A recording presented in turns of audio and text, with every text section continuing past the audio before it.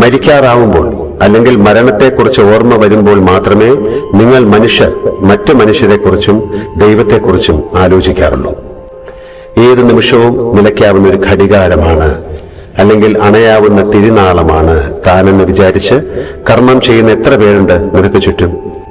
പരദൂഷണം പറയാൻ, മറ്റുള്ളവരുടെ കാര്യങ്ങളിൽ കയറി ഇടപെടാൻ, എല്ലാ കാര്യങ്ങളും അഭിപ്രായം പറയാൻ, മതം, ജാതി, വർഗം, വർണ്ണം, ദേശമെന്ന് സ്വയം വേർതിരിഞ്ഞ് തമ്മിൽ തല്ലാൻ, കേസുകൾ കൊടുക്കാൻ, കുറ്റകൃത്യങ്ങൾ ആസൂത്രണം ചെയ്യാൻ, ജയിലിൽ കിടക്കാൻ എന്ന് വേണ്ട എത്ര കാര്യങ്ങൾക്കാണ് നിങ്ങൾ ഒരു ആവശ്യവുമില്ലാതെ സമയം ചെലവഴിക്കുന്നത്.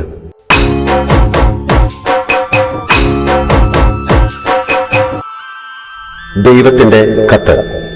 ഒരു സുഹൃത്താണ് പോൾ കലാനിധി എഴുതിയ വെൻ ബ്രെത്ത് ബിക്കംസ് എയർ എന്ന പുസ്തകം വായിക്കാൻ നിർദ്ദേശിച്ചത്. അദ്ദേഹം ഇന്ത്യയിൽ വേരുകളുള്ള അമേരിക്കൻ ഡോക്ടറായിരുന്നു. പ്രസിദ്ധനായ ഒരു ന്യൂറോ സർജൻ.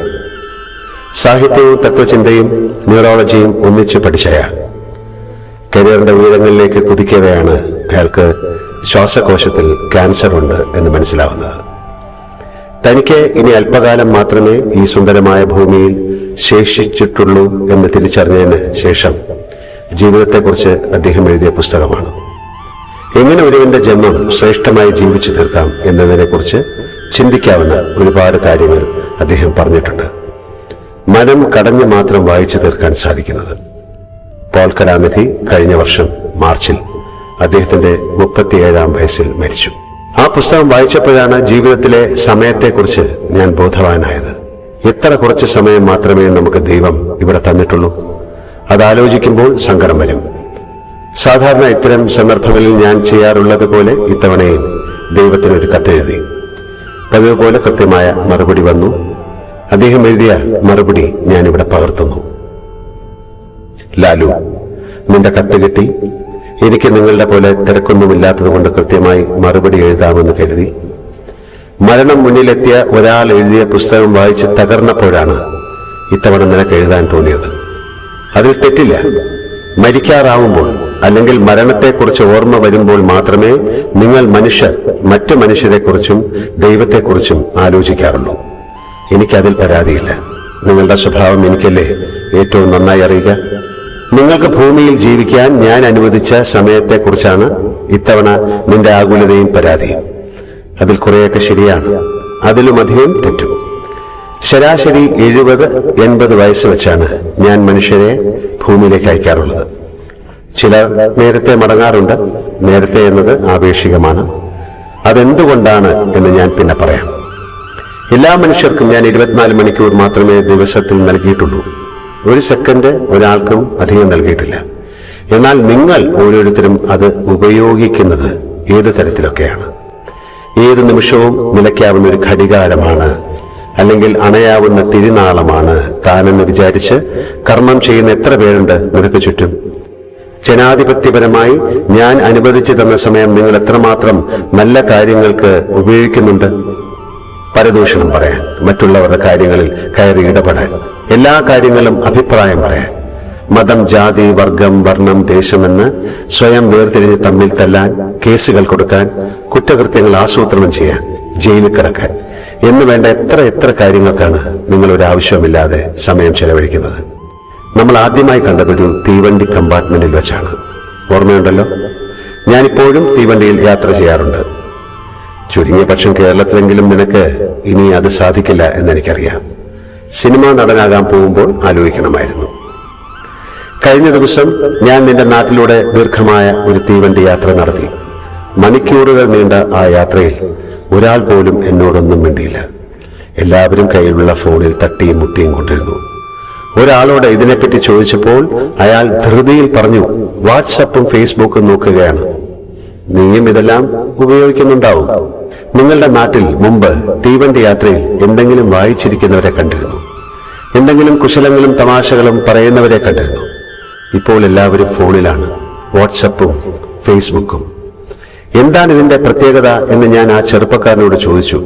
അപ്പോൾ അയാൾ നെഞ്ചി വിടിച്ചുകൊണ്ട് പറഞ്ഞു, ഇതിൽ ആരെപ്പറ്റിയും എന്തും എഴുതാം, ആരും തടയില്ല, ഇതിലൂടെ കലാപം വരെ ഉണ്ടാക്കാം. എന്തിനാണ് കലാപങ്ങൾ ഉണ്ടാക്കുന്നത് എന്ന് ഞാൻ അയാളോട് ചോദിച്ചപ്പോൾ അയാൾ പറഞ്ഞു, ഇപ്പോ നമ്മുടെ മതത്തെയോ ദൈവത്തെയോ പാർട്ടിയെയോ ആരെങ്കിലും എന്തെങ്കിലും പറഞ്ഞാൽ അപ്പം നമുക്കിത് ഉപയോഗിക്കാം. വെറുതെ ഒരു പോസ്റ്റ് ഇട്ടാൽ മതി, ആളുകൾ കയറി തല്ലിക്കോളും, ചീത്ത വിളിച്ചോളും, അവരുടെ കുടുംബം കുളമാക്കി കൊടുക്കും. ചിരിച്ചുകൊണ്ട് അയാൾ വീണ്ടും ഫോണിലേക്ക് മടങ്ങി. ഒരു ദിവസത്തിന്റെ മിക്ക സമയവും ഇങ്ങനെ ഫോണും നോക്കിയിരുന്ന് ആളുകളെ തെറി പറഞ്ഞിട്ട് മരിക്കാറാവുമ്പോൾ എന്നോട് തന്ന സമയം പോരാ എന്ന് പറയുന്നതിൽ എന്താണ് ന്യായം? മറ്റൊരു കാര്യം, നിങ്ങളിപ്പോൾ ഏറ്റവും അധികം സമയം ചെലവഴിക്കുന്നത് എനിക്ക് വേണ്ടിയാണ്, എന്നെ പ്രശംസിക്കാൻ, എനിക്ക് ചുട്ടുപൊള്ളുന്ന കോൺക്രീറ്റിന്റെ ആരാധനാലയങ്ങൾ ഉണ്ടാക്കാൻ, എന്നെപ്പറ്റി ആരെങ്കിലും എന്തെങ്കിലും പറഞ്ഞാൽ അവരെ തെറി പറയാൻ, കൊല്ലാൻ, എന്റെ പല പേര് പറഞ്ഞ് സംഘടനകൾ ഉണ്ടാക്കി പണം പിരിക്കാൻ. എന്തുമാത്രം സമയമാണ് നിങ്ങൾ എനിക്ക് വേണ്ടി ചെലവഴിക്കുന്നത്. കണ്ടാൽ തോന്നും എന്റെ കാര്യം നോക്കാൻ എനിക്കറിയില്ല എന്ന്. നിങ്ങൾ എന്തെങ്കിലും പറഞ്ഞാൽ അടുത്ത നിമിഷം ഞാൻ ഇല്ലാതാവുമെന്ന്. എന്റെ കാര്യങ്ങൾ എത്രമാത്രം കണിശമായി നോക്കാൻ നിങ്ങളെ ആരാണ് ഏൽപ്പിച്ചത് എന്ന് മാത്രം എനിക്കറിയില്ല. ഞാൻ ഏതായാലും അത് ചെയ്തിട്ടില്ല. നിങ്ങൾ നിങ്ങളെപ്പോലെ എന്നെ കാണുകയാണ്. അഭിപ്രായ വ്യത്യാസം കേൾക്കുമ്പോഴേക്കും ദേഷ്യം വരുന്ന, ഹ്യൂമർ സെൻസ് തീരെ ഇല്ലാത്ത, അഹങ്കാരമുള്ള, വിഡ്ഢിയായ ഒരാളായി നിങ്ങൾ എന്നെ കരുതുന്നു. എന്നിട്ട് അതിന്റെ പേരിൽ തമ്മിത്തല്ലുന്നു. എത്ര സമയമാണ് ഇങ്ങനെ നിങ്ങൾ ഇല്ലാതാക്കുന്നത്? ഇതിന് ഞാനാണോ ഉത്തരവാദി? നിനക്ക് വേഗം മനസ്സിലാക്കാൻ ഞാൻ ചില പേരുകൾ പറയാം. മഹാത്മാഗാന്ധി, രവീന്ദ്രനാഥ ടാഗോർ, MT വാസുദേവൻ നായർ, ഹരിപ്രസാദ് ചൗരസ്യ, അമർത്യ സെൻ, മമ്മൂട്ടി, യേശുദാസ്, ലതാ മങ്കേഷ്കർ, മരഡോണ, സച്ചിൻ, ഇളയരാജ, AR റഹ്മാൻ, ഇനിയും ഒരുപാട് പേരുകളുണ്ട്. ഇവർക്കെല്ലാം ഞാൻ ദിവസത്തിൽ 24 മണിക്കൂർ മാത്രമേ നൽകിയിട്ടുള്ളൂ. കളവ് കേസിൽ പിടിക്കപ്പെട്ടും കൊലപാതകം ചെയ്തും ജയിലിൽ കിടക്കുന്നയാൾക്കും ഞാൻ അത്രമാത്രം സമയം തന്നെ നൽകിയിട്ടുള്ളൂ. അപ്പോൾ എത്ര സമയം നൽകി എന്നല്ല, അതെങ്ങനെ ഉപയോഗിച്ചു എന്നതാണ് കാര്യം.